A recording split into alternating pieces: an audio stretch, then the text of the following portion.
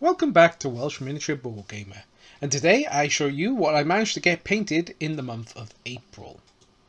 So I only started painting sort of mid-April, so yeah, I wasn't too well at the beginning of the month, so didn't get to do as many as I would hope, but here's what I got done. So I got some of these Maison Lab miniatures painted for Star Saga. They can also be used for Dead Zone, and they're in the basic sort of blue camo colours with the grey armour, which I'd already planned out from previous sample paintings that I had done. And yeah, they're very basic, but you know, they're done and they're ready to play with, which is very much the motto of my painting, is get it done and get it on the table. And I managed to paint 9 of these.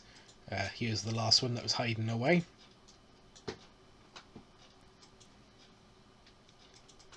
So next we got this one lone cowboy from Browncoats and Brigands, the Firefly game. And again, painted up very sort of basically, but it's done. Then we got one of the survivors from the Walking Dead Here's Negan game from Mantic. And these are lovely miniatures. They're so clear and plain and easy to pick out the detail on them. And it's so nice you can paint them and, you know, it's almost like they paint themselves because you don't have to do anything fancy with them, because the detail really does just show through and it's so clear.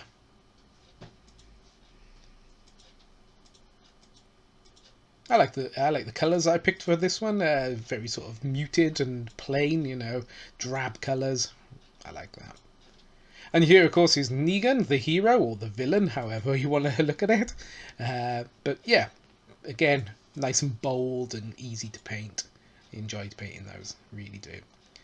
Here is a Frostgrave female fighter sprue. So I've turned her into like a warrior. And then this one into an apothecary. These are, of course, are for Frostgrave, when I do get back to playing it.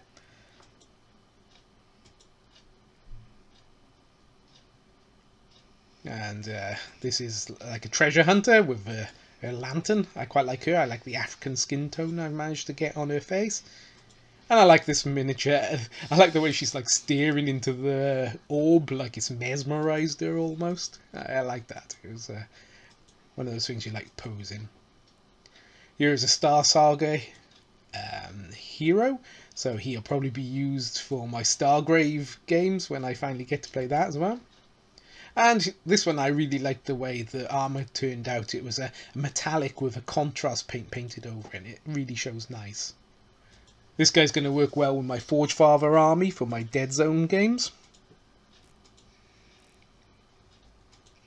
Then we got a Plague Zombie, painted like all the other Plague Zombies that I do.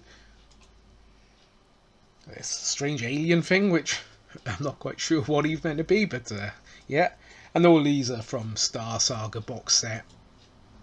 I like this dude, very sort of Cthulhu space alien, which you don't get to say very often, but yeah, I like the colour of the armour and the way it shines, etc.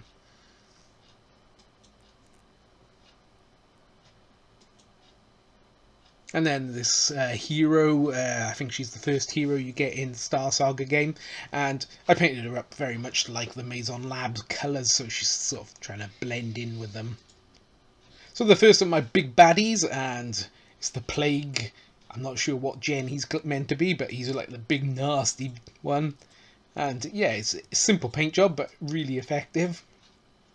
And yeah, even bigger. We're getting bigger as we go. So this is a Deathclaw that's been 3D printed. Not particularly brilliant print, because he's quite... the detail isn't great on him.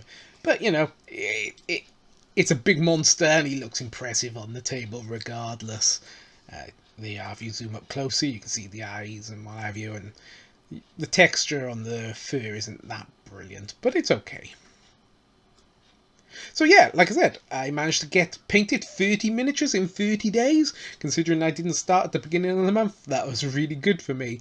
And so far this year, we have had 120 days, and I have painted 150 miniatures. So I'm really quite happy with that, my progress. So I hope you stay well, and until next time, goodbye from Welsh Miniature Board Gamer.